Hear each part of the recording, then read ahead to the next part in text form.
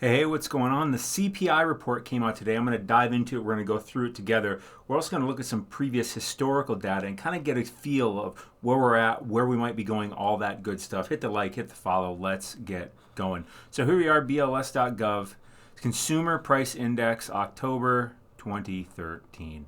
Let's check it out.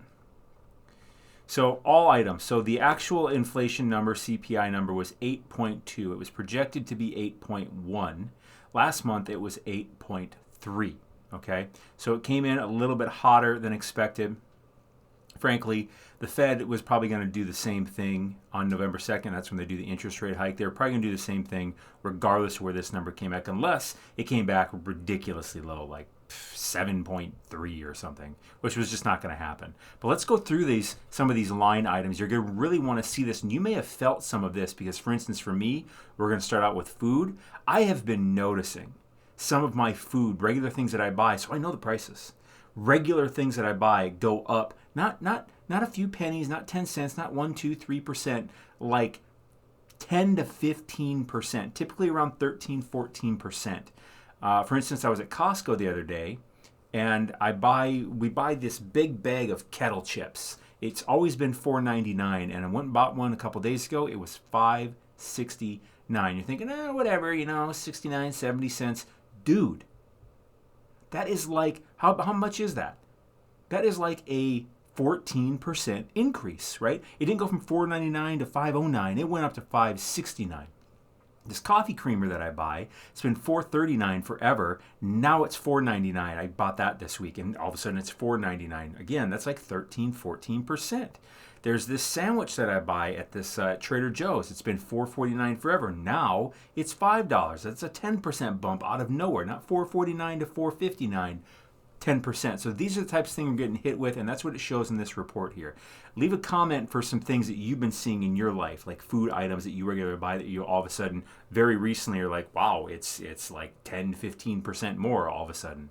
Look at this. Food. All food, 11.2% up year over year. Food at home, 13%. What did I say? My chips, that creamer, and other things I bought, typically they're about 13, 14%. And where we are, 13%. I can attest. Food away from home, so this is eating out, stuff like that. It's gone up about 8.5%, so that's gone up less, but that's still a crazy number. Energy, we all know energy has gone up a ton. Gas, 19%, all types, that is. Electricity, 15.5%. Let's scroll down a little bit more. Check this one out. Fuel oil, 58%. Are you kidding me? Look at this one. Utility piped gas, 33% year over year, last September to this September. Look at this. Commodities, less food and energy commodities, still 6.6%. Let's look at vehicles, right? Vehicles have gotten crazy in the past couple years, but they're starting to come down from what I am seeing. Although I do not follow this one super closely. Hit the like, hit the follow. Now, new vehicles are up 9.4% over last year, and that's saying something because, again, especially used cars had insane numbers of appreciation, right? They always, what's the saying? When you buy the car and drive off the lot, you just lost 20%, right? That's what they say, something like that, 10, 20%. Well, cars are going up in value. Apparently, this chart, which cannot, this is where I start to kind of be like, well, is this really true? Because then again, maybe car prices appreciated that much from then till now, and now they're starting to come down month over month anyways. But that data's not here. We're not talking about that, neither here nor there. Shelter, up 6.6%. That's not super crazy. Right? That's not unheard of, that one. But prices are already super high for rent, mortgage, etc. Check this one out. Transportation services up 15%. That makes sense because of the fuel prices, right? And then finally, medical care service. So let's check out something else here. I want to show you this. This is from Fred here, and this is the history of inflation, not all history, but going all the way back to January 1st, 1960. Look at that. Look at how nice was this. Inflation was 0.67 and 1.62. Wouldn't that be nice, right?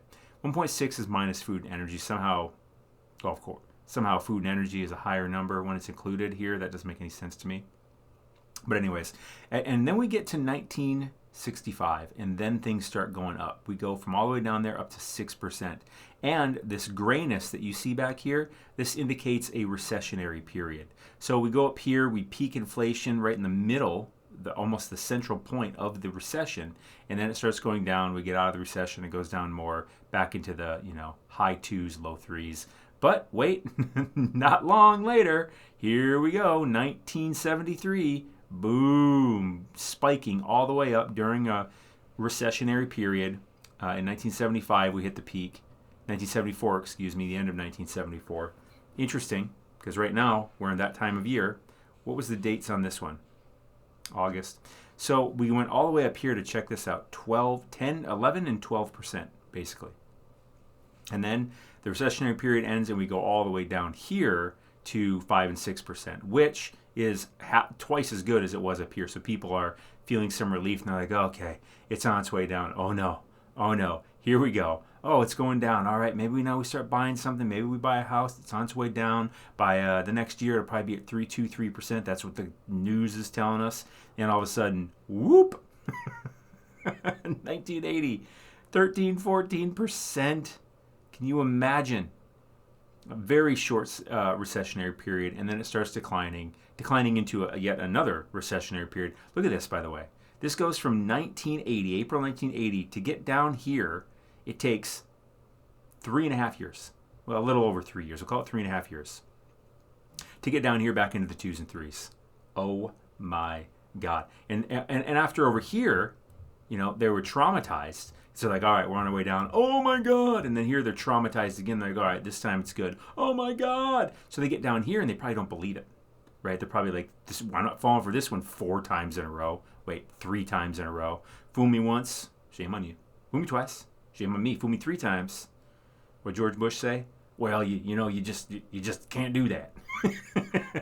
So here we are sitting at 4 or 5%. People are happy. They're like, okay, fine, this is doable. And then we get down here to 1.5 to 4. Then we get to another recessionary period in the early 90s, 5-6%. Not crazy. And then we have a nice drop after that. And it stays nice and steady, and overall is on a downward trend from December 1991 to basically here. To October 23. Well, I'd say till basically here, because this is when the dot-com bubble basically happened, and then inflation starts going up, and then we have the dot-com bust right here, waboom. But then inflation goes down again, right? We only got up to 2-3%, so this doesn't bother anybody. This one doesn't bother anybody. This one starts to bother people, right? This is 08. Gas prices were probably mainly fueling this one, because gas prices were really high, if you remember, for a period. We're in this recessionary period here, grayed out, and then there's just a fall. We're up here at 5% on the blue, 5.5%, and it's just a drop, right? Very quickly. What was the date here? July 2008, and then by September 2009, we're actually in a deflationary period, just a little over a year later. Deflationary, negative 1.48. That's a whole nother animal. That's actually not a great thing either, but we haven't seen many of those in history, put it that way.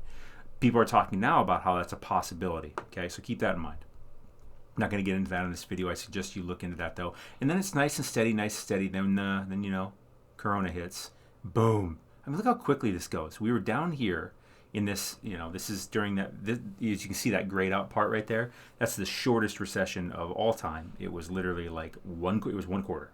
Maybe it's 2 quarters, but basically it looks like 1 quarter. We're down here at, look at that, 1.2 and 0.2, and then we start pumping money. Supply comes out, everything starts costing a lot more. In a matter of May 2020 to May 2022, here we are 2 years later, up at 8. And if you go to June, which is the peak, we got it says 8.99, but the actual inflation report was 9.1, unless they adjusted and I didn't know to 9. So here we are, and that probably was peak inflation, but it's sticky, right? Here's August, 8.3 really. And then this time, well, August, I shouldn't say August, is more for August, but it was placed in September is when we got the report. And now we got the September report in October, and it's 8.2. So we went down from 8.3 to 8.2. Sticky. Here's an economic release counter, just in case you're wondering about some things. But bottom line, what's coming? prices don't seem to be coming down anytime soon. It seems to be pretty sticky. The Fed's going to keep raising interest rates. That's going to be bad for equities, bad for every asset. It's going to be bad for literally everything except for the dollar. That is part of the purpose of raising the interest rates. So after that, when we finally get over that hump, then maybe, hopefully, possibly, probably, things can return to somewhat feeling normal, like we can actually get a grip on things and do something. But until then, watch out for the FOMC meeting, which comes out November 2nd. That will be the interest rate. It's projected to be 0.75. I think it will be 2. And then we have another one in December. The one coming out in November is right before the midterm elections. I wouldn't be surprised if things started magically getting better after the midterm elections. Who knows? I'm not a political guy, not a conspiratorial guy. I just believe in humans trying to make things work into their favor. But then in December, mid-December, we have another inflation report after that. In November, obviously, we'll have an inflation. December, we'll have an inflation. December, we'll have a interest rate. That's what I meant to say about mid-December. And the December one's going to be really interesting because the inflation number and the interest rate number are going to happen very close to each other. So watch out for that. Hit the like, hit the follow. Thanks for watching. Hope you got some value. Peace.